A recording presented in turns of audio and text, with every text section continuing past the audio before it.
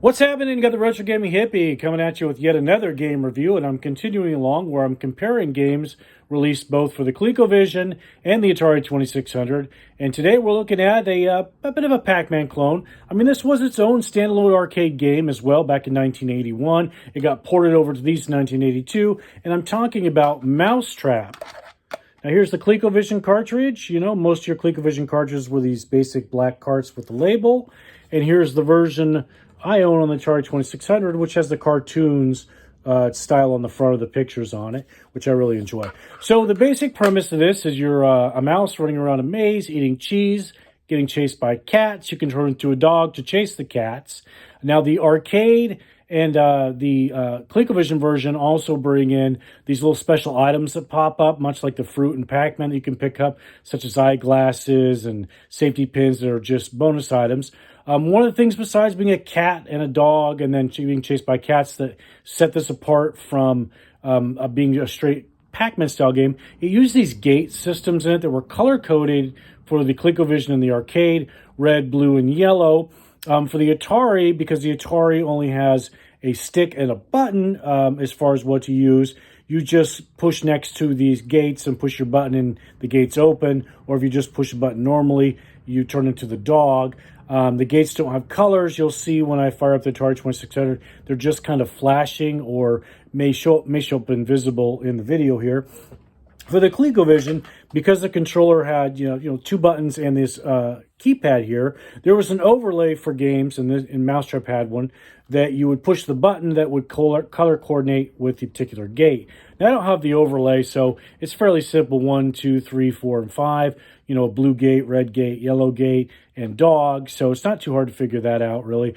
But it's kind of tricky to sit there and push buttons with one hand and move this controller around with the other. So not too bad, but just a little bit tricky. So Atari doesn't have the color coordination. It doesn't have the bonus items. It doesn't have the little warp screen that you'll see in the ColecoVision first. So there are minor differences between the two in that regard. There are other games that I've seen that are similar to that, some that we'll see in the future. Donkey Kong Jr. was like that on the second stage. They were inherently different. But there'll be games in the future that do the same thing. So without further ado, we'll start off with the ColecoVision. I was just playing this a second ago, so should fire up, and you can take a look at her here. Of course, we're playing on an old CRT, well, kind of old CRT with just your regular RF connection. Exidy, Mousetrap. This has good graphics, good sound. I think you'll really, if you played Mousetrap in the arcade, you'd be pleasantly surprised with the ColecoVision version, good sound effects and everything. There you are, your little mouse, and there's the little cats, and there's the little cheese, and there's the bones. And you can accumulate quite a few bones, as you can see up in the upper left-hand corner next to your scorecard. You can turn into a dog and temporarily chase the cats. Now to open up a gate, you push the button number for the gate or the overlay, and then the gates switch.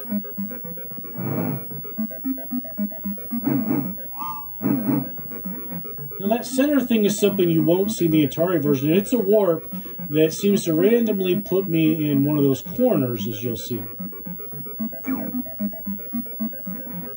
And here's a bonus item that you also won't see in the Atari version.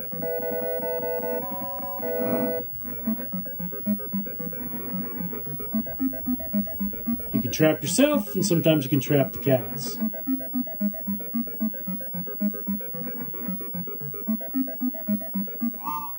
Sometimes it feels like the controller just gets stuck and doesn't want to move.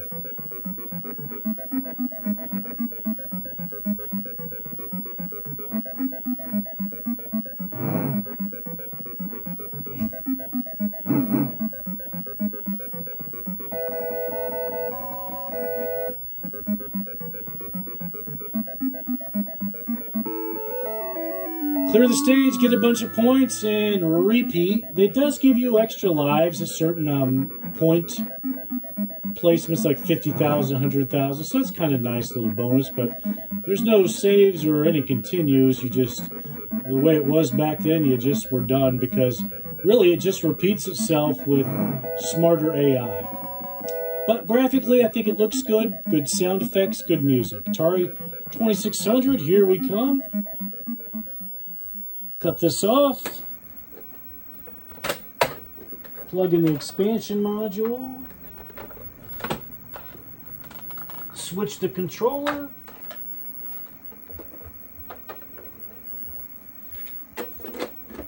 And fire it up. Isn't that magic? So as you can see, here's the mouse. It doesn't look too bad, really. Like I say, for Atari 2600 graphically, the cats look pretty good. The cheese are just rectangles from Pac-Man, and the bones are just groups of 5 rectangles placed to look like a bone. That's good enough. The gates, as you can see, are kind of flashing. I don't know how well that's going to come up on the video. It looks like it's kind of rippling, but they're just kind of flashing. And no bonus items, no warp. But, you know, the mouse, the cat looks good, and you'll see the dog looks good. And the sound effects aren't really bad, in my opinion. So let's give her a shot.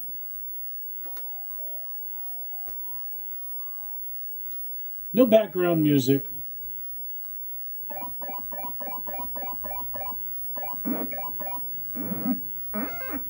But the dog looks good, and the sound effects are not bad.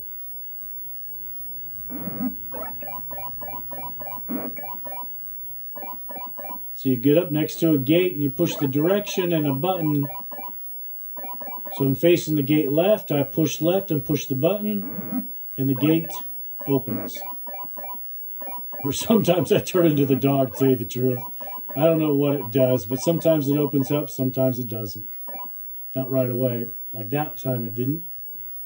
I should have looked online at directions.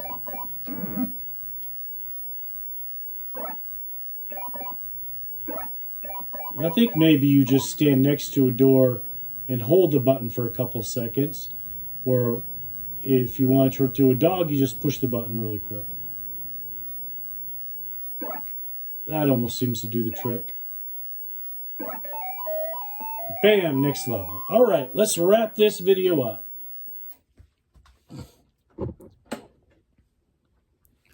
So there you have it, Mousetrap for both the ColecoVision and the Atari 2600. Not bad attempts. Like I said, Atari 2600, I think graphically for the characters looked pretty good. The sound effects were pretty good. But obviously ColecoVision with its superior abilities and capabilities really kind of knocked it out of the park. And it's one of those games, like when I say I should compare Atari 5200 to ColecoVision would be a much more fair comparison in time frames when they came out. I don't think Mousetrap was ever released on Atari 5200. So really this is the best way you're going to get to play it, more than likely, is on one of these two systems. And I think that one's really good.